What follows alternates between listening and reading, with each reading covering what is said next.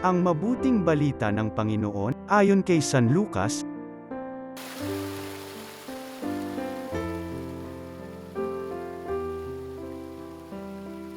Noong panahong yun, nagtalo-talo ang mga alagad kung sino sa kanila ang pinakadakila. Batid ni Jesus ang kanilang iniisip, kaya tinawag niya ang isang maliit na bata at pinatayo sa tabi niya.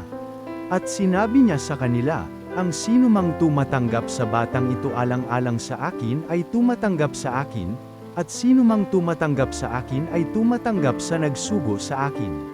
Ang pinakaaba sa inyong lahat ay siyang pinakadakila. Sinabi ni Juan, Guro, nakita po namin ang isang taong nagpapalayas ng mga demonyo sa pamamagitan ng pangalan ninyo.